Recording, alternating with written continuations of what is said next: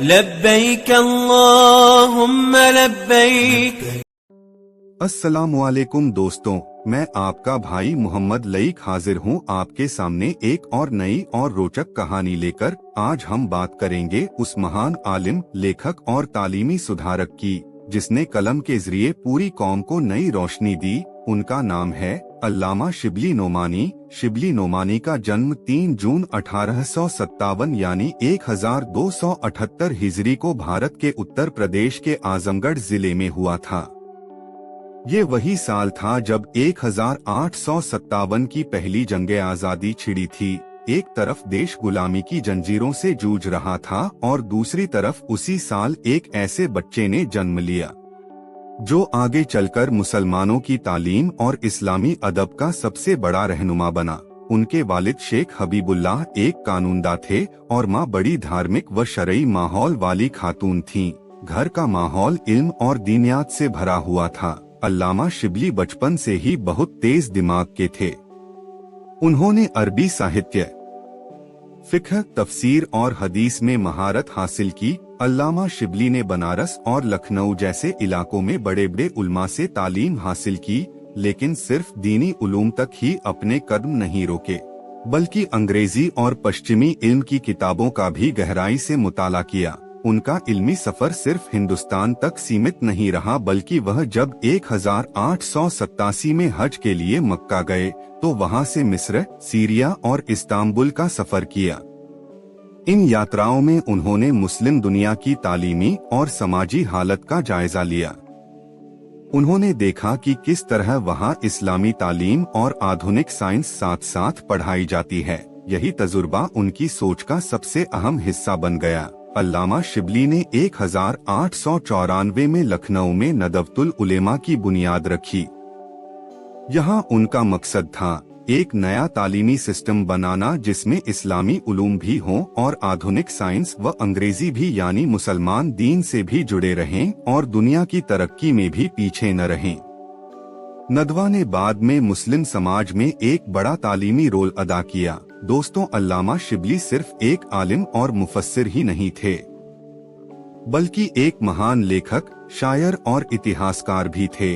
उन्होंने कई किताबें भी लिखीं। उनकी कुछ मशहूर किताबें ये हैं: सीरतुन्नुमान, इमाम अबू हनीफा की जीवनी, अल फारूक, इस्लाम के दूसरे खलीफा, हजरत उमर फारूक की जीवनी, अल-गज़ाली, मवादे तारीख़ इस्लाम, और उनकी सबसे बड़ी यादगार किताब सीरतुन्नबी सल्लल्लाहु अलैहि वसल्लम। लेकिन दोस्तों, ये किताब अधूरी रह गई थी, जिसे उनके शागिर्द सैयद सुलेमान नदवी ने मुकम्मल किया। उन्होंने अरबी और फारसी अदब पर भी बहुत कुछ लिखा। अल्लामा शिबली शायरी से भी गहरा लगाव रखते थे। उनकी शायरी में इस्लामी इतिहास, इल्म और सुधार की पुकार झलकती है। वे तसव्वुफ और इस्लामी अदब को आधुनिक दौर से जोड़ना चाहते थे।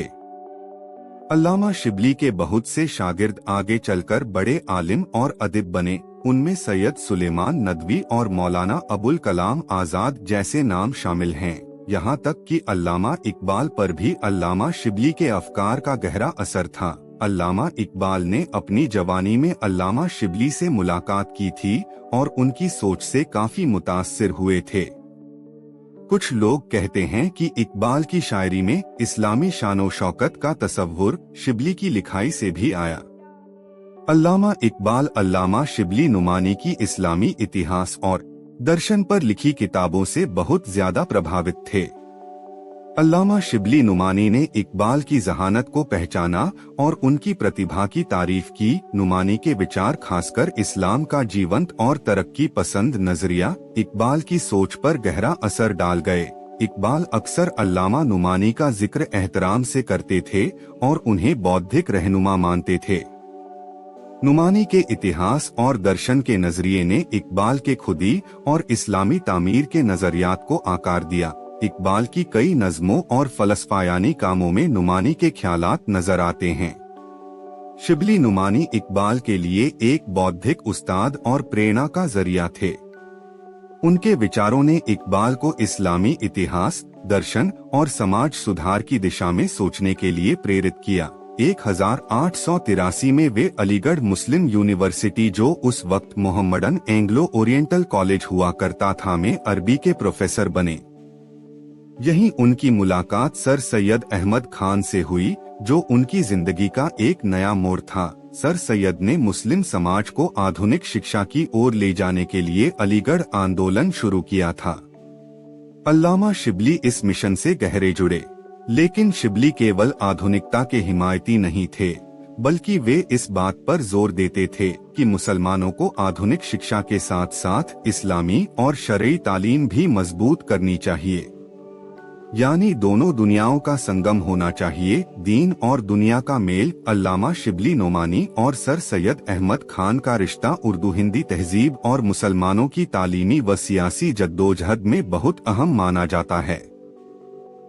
दोनों का मकसद एक ही था, मुसलमानों को आधुनिक तालीम से जोड़ना। सर सैयद ने ज्यादा ध्यान इंग्लिश एजुकेशन और साइंटिफिक सोच पर दिया, जबकि अल्लामा शिबली चाहते थे कि इस तालीम के साथ साथ इस्लामी इल्म, अरबी फारसी तहजीब और इस्लामी इतिहास को भी मजबूत किया जाए। अल्लामा शिबली ने शुरू में सर सैयद से बहुत कुछ सीखा और उनका मिशन आगे बढ़ाया, लेकिन धीरे धीरे वो समझने लगे कि सर सैयद का नजरिया ज्यादा वेस्टर्नाइज्ड है और इससे मुसलमानों की धार्मिक पहचान कमजोर हो सकती है। यही वजह थी कि शिबली ने नदवतुल उलेमा जैसी तहरीक खड़ी की, जिसमें दीन और दुनियावी तालीम का मेल कराया। सर सैयद का अंदाज ज्यादा रिफॉर्मिस्ट और मॉडर्न था, जबकि अल्लामा शिबली का अंदाज इस्लामी और इल्मी था, मगर दोनों एक दूसरे का एहतराम करते थे और तालीम के लिए मिलकर काम करते रहे। दोनों में कुछ अख्तलाफ जरूर थे, खासकर मजहबी तालीम की हैसियत पर, लेकिन मंजिल एक थी, मुसलमानों को गिरावट से उठाना और तालीम से रोशन करना। अल्लामा शिबली ने सर सैयद को मुसलमानों का बड़ा रहबर माना और सर सैयद भी अल्लामा शिबली की काबिलियत से मुतासिर थे। दोनों ने मिलकर मुसलमानों के लिए तालीम और शऊर का एक नया दौर शुरू किया। अलीगढ़ मुस्लिम यूनिवर्सिटी AMU की नींव सर सैयद अहमद खान ने 1875 में मोहम्मडन एंग्लो ओरिएंटल कॉलेज के तौर पर रखी थी। इस तालीमी तहरीक के बुनियादी रहबर सर सैयद ही थे, लेकिन अल्लामा शिबली नोमानी का रोल भी इसमें बहुत अहम रहा। भले ही वो इसके फाउंडर नहीं थे, लेकिन जब 1882 में Shibli Nomani Mohammedan Anglo Oriental College में पर्शियन और अरबी के प्रोफेसर के तौर पर नियुक्त किए गए, तब उन्होंने कॉलेज में इल्मी माहौल और इस्लामी तालीम व मशरिकी अदब की अहमियत को बढ़ाया। अल्लामा शिबली ने वहां अरबी, फारसी और इस्लामी स्टडीज को मजबूत किया। उन्होंने ये कोशिश की कि वेस्टर्न और इस्लामी तालीम में संतुलन बना रहे। कॉलेज में रहते हुए शिबली ने इस्लामी इतिहास और अदब पर कई किताबें लिखीं। उन्होंने स्टूडेंट्स को तालीम के साथ इस्लामी असलियत से जुड़ने का रास्ता दिखाया।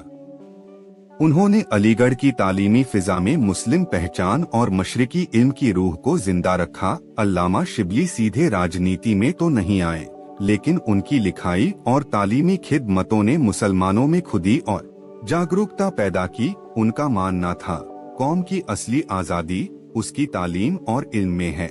18 नवंबर 1914 यानी 1334 हिजरी को 57 साल की उम्र में अल्लामा शिबली नोमानी का इंतकाल हो गया। उन्हें उनके शहर आजमगढ़ में दफन किया गया। दोस्तों, अल्लामा शिबली नोमानी आज भी याद किए जाते हैं, एक ऐसे आलिम और रहनुमा के तौर पर जिन्होंने तालीम के जरिए मुसलमानों को रोशनी दिखाई। उन्होंने साबित किया कि मुसलमान आधुनिकता अपनाते हुए भी अपनी पहचान और इस्लामी तहजीब को जिंदा रख सकते हैं। उनकी किताबें आज भी बहुत से मदरसों और यूनिवर्सिटीज में पढ़ाई जाती हैं।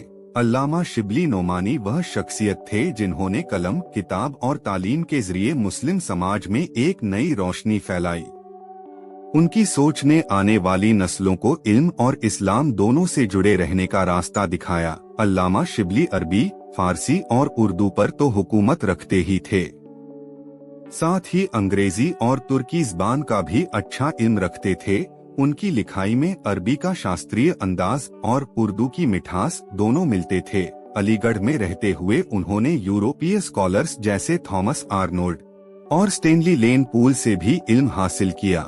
यह उनकी सोच की सबसे बड़ी खासियत थी, सिर्फ एक माहौल में नहीं बल्कि दुनिया भर के इल्मी माहौल से सीखना। उनका मिशन यह था कि मुसलमान न सिर्फ दीनी इल्म में माहिर हों बल्कि आधुनिक साइंस, फलसफा और तहजीब को भी अपनाए। वो कहते थे, अगर कौम तालीम से दूर हो जाएगी तो ना दीन उसका रहेगा और ना दुनिया। उन्होंने नदवतुल उलेमा में नया सिस्टम बनाया, अरबी और हदीस की तालीम के साथ ही अंग्रेजी और मॉडर्न साइंस। लेकिन उलेमा का एक तबका उनके इस सुधार से मुत्तफिक नहीं था। यही वजह थी कि उन्हें कई बार मुखालफत का सामना करना पड़ा। सीरतुन नबी सल्लल्लाहु अलैहि वसल्लम उनकी जिंदगी का सबसे बड़ा प्रोजेक्ट था।